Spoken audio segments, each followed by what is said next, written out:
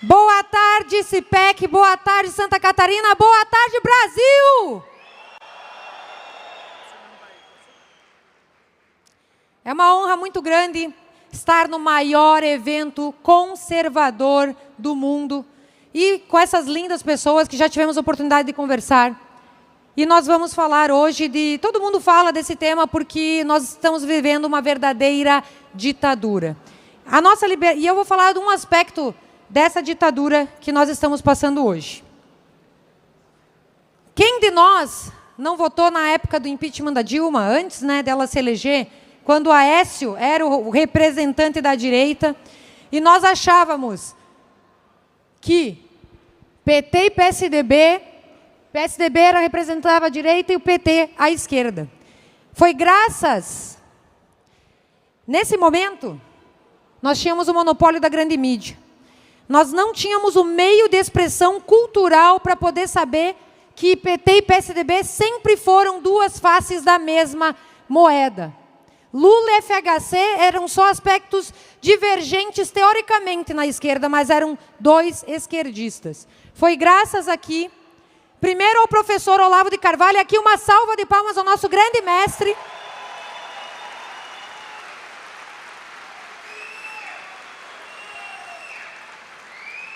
Sempre devemos esse tributo ao professor Olavo.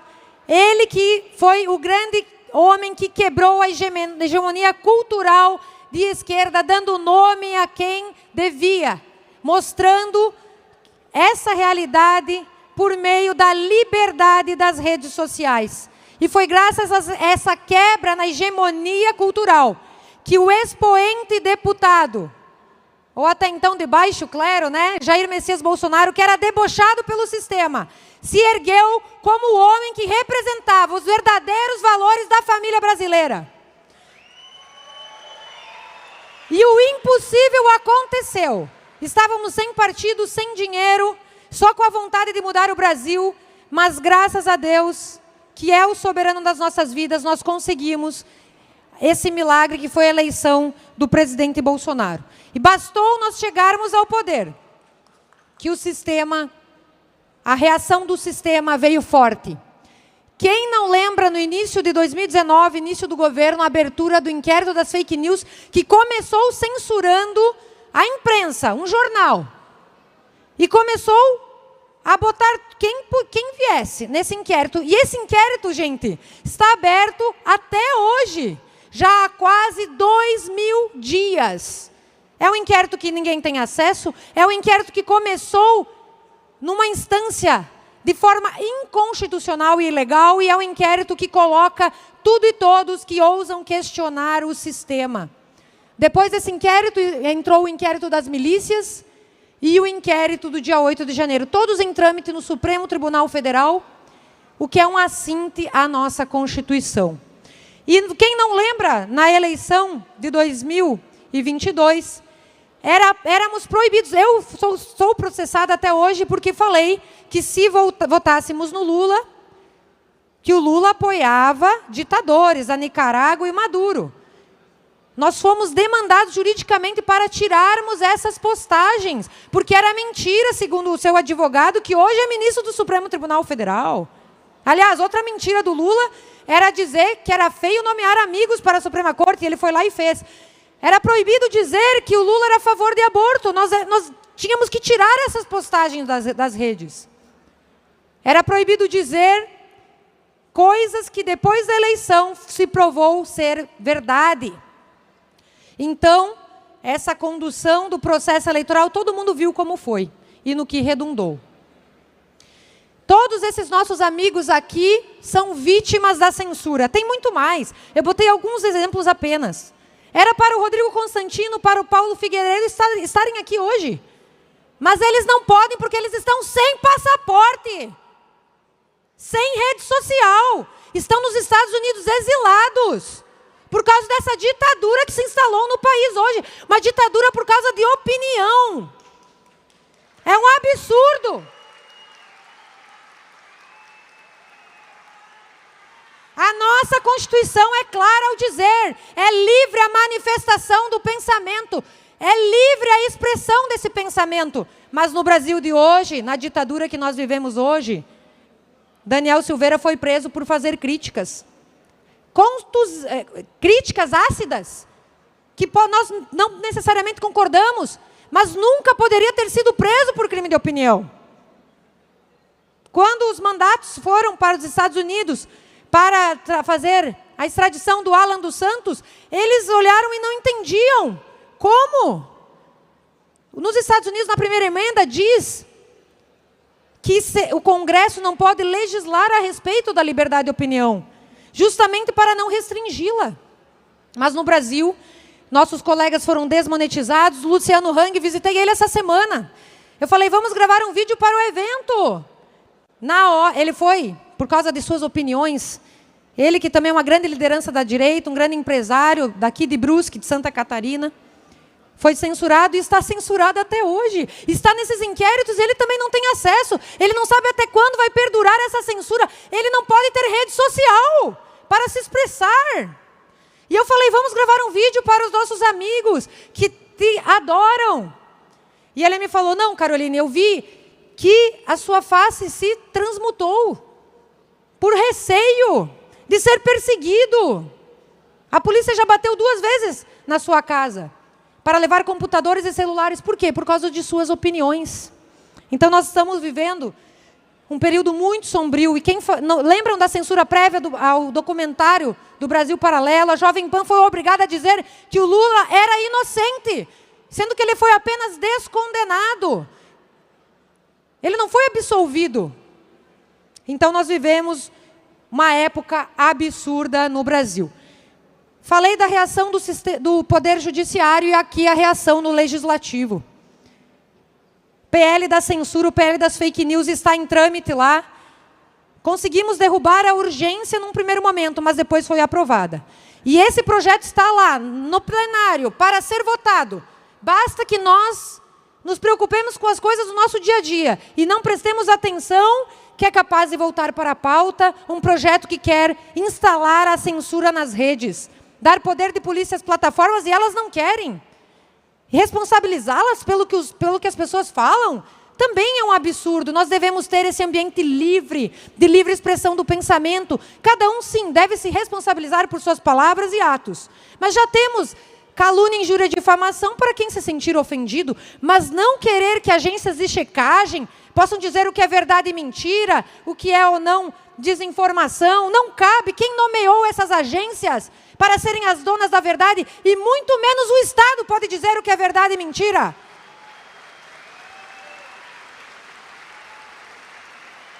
Não é o Estado, por meio de lei, que deve fiscalizar o cidadão, mas é o cidadão que deve sempre fiscalizar o Estado e deve isso ao cidadão.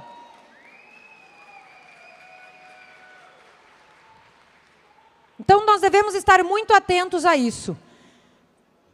O ponto principal vem do Poder Executivo e eu já vou entrar lá. Aqui, nós temos o PDL 4, que é... Opa, passou adiante aqui. Espera aí, vamos voltar. O primeiro ato do presidente Lula, quando... Só peço para a produção ver se antes desse não teve... Primeiro ato do presidente Lula é esse aqui mesmo. Quando entrou no poder, no dia 1º de janeiro de 23, foi fazer esse decreto. Aliás, é o 4º decreto, né? Mas dentre todas as atrocidades, a revogação ali do decreto de armas do Bolsonaro, o 4º ato ditatorial do presidente Lula, no seu primeiro dia de governo, foi instalar o Ministério da Verdade. Cadê o Ministério da Verdade aqui? Vamos ver se a gente acha aqui. Já estamos passando adiante e eu acho que esse slide sumiu. Nesse Ministério da Verdade, vocês lembram de quando na Lava Jato foi pego a interceptação telefônica, onde a Dilma liga para o Lula dizendo que o Obessias tinha o ofício para ele ser nomeado ministro e não ser preso? Vocês lembram? Pois o tal do Messias virou o advogado-geral da União. E criaram a Procuradoria da Defesa da Democracia, cuja atribuição é demandar, no caso de alguém proceder uma desinformação sobre uma política pública. O que é uma desinformação sobre política pública?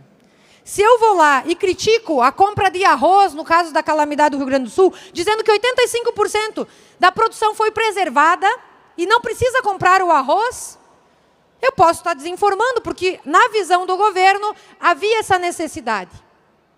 Eu posso ser processada por desinformação. Falei que a ministra Simone Tebet, na sua forma de se expressar, disse que não ia atender naquele momento os prefeitos, pois fui demandada porque tirei de contexto, porque ela nunca disse que não iria atender os prefeitos. Então nós estamos vendo ser inviabilizada as nossas atribuições de legisladores. O que um deputado faz? Legisla e fiscaliza. Ora, se eu não posso criticar uma política pública do governo, o que eu vou fazer se meu papel é fiscalizar? Então, toda e qualquer crítica pode ser alvo dessa procuradoria. E na calamidade em especial, está faltando o próximo slide, pessoal, se a produção puder passar para frente, porque era um slide que falava da procuradoria, tinha imagens e tudo mais.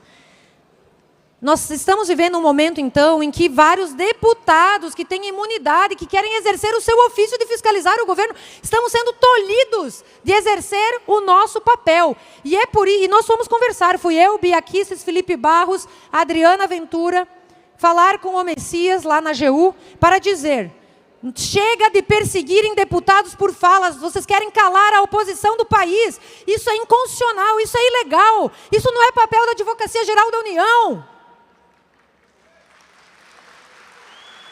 E sabe o que o ministro falou? E levamos exemplos de jornalistas, de influenciadores, de deputados que estão sendo perseguidos por essa procuradoria.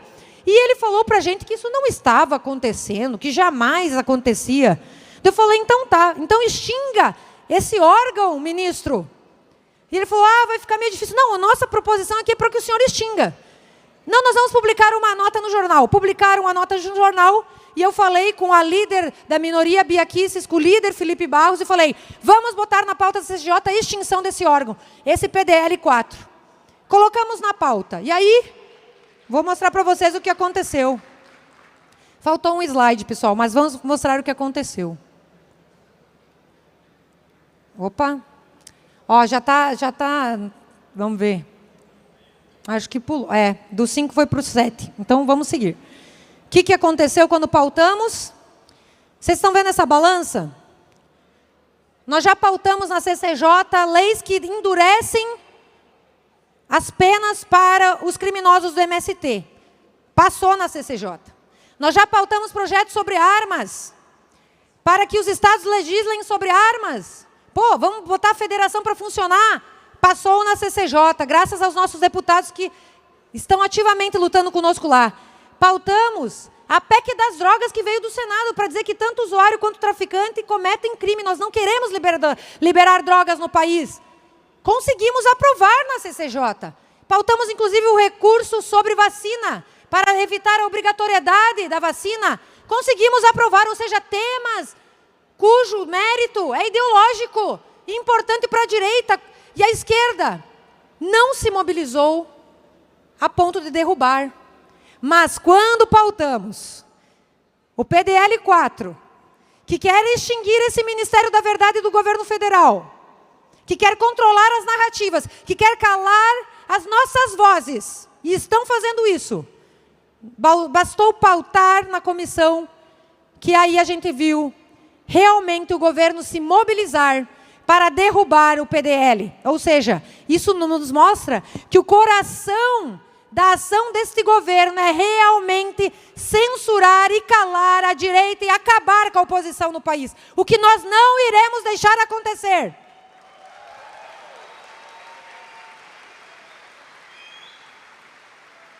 Quando nós percebemos essa manobra, nós evitamos votar naquele dia, porque, infelizmente, deputados que eram nossos parceiros do agronegócio, que sempre votaram com a gente, estavam recebendo pressão de seus líderes para que não votassem a favor desse projeto. E nós tivemos que recuar e tirar da pauta.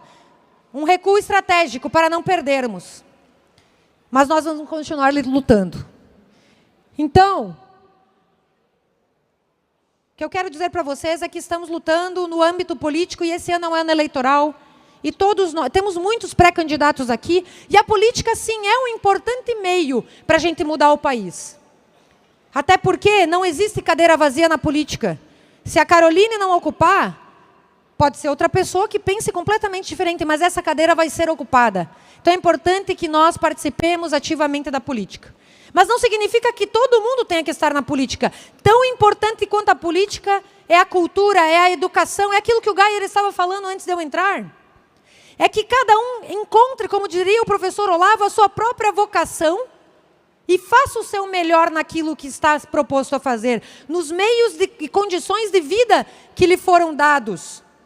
Ser uma melhor mãe, um melhor pai, que vai entregar cidadãos excelentes para a sociedade, talvez eu acredito que é a missão mais importante das nossas vidas. Concordo plenamente com o que o Geyer falou. Onde estão os ídolos da direita? Olha os ídolos que temos da juventude, da massa da juventude hoje, Anitta e Felipe Neto. É uma vergonha que tenhamos eles como ídolos. E cadê os ídolos da direita? Nós temos o Nicolas, nós temos no âmbito da política vários. Mas precisamos de cantores, de artistas, de professores que também se destaquem. Então, a nossa missão está apenas começando. É aqui, olha a influência do professor, de um só professor na nossa nação. Um só professor, que foi o professor Olavo de Carvalho, mudou uma geração inteira.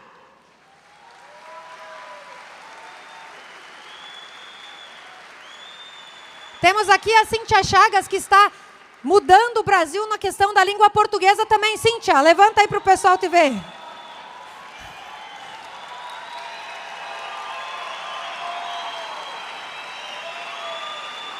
Você é Mara o quê? Maravilhosa, Cíntia. Muito obrigada. Há uma palestra da Cíntia amanhã, tá, pessoal? Fica a dica para ficar até amanhã no evento. Então tá, professor Olavo é essa influência. E os meninos do Brasil Paralelo, eles descobriram a vocação na produção de conteúdos, criaram uma plataforma e olha quanto conteúdo de direito está sendo difundido pelo Brasil e pelo mundo. Então, a nossa proposta é justamente essa. É mudar o Brasil a partir dos nossos próprios talentos. E para finalizar, quero chamar aqui uma pessoa muito importante que vai ajudar a desfazer a injustiça com os nossos irmãos patriotas com relação ao dia 8 de janeiro. Esse aqui é o relator nomeado por nós para relatar o projeto de anistia do dia 8 de janeiro, Rodrigo Valadares.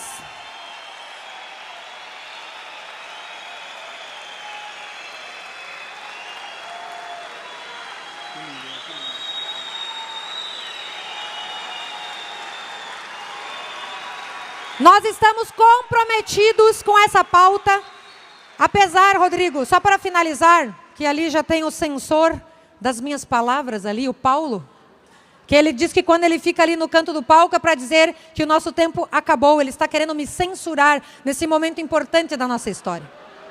Paulo, não faça isso, 2 minutos a mais não vai prejudicar o evento.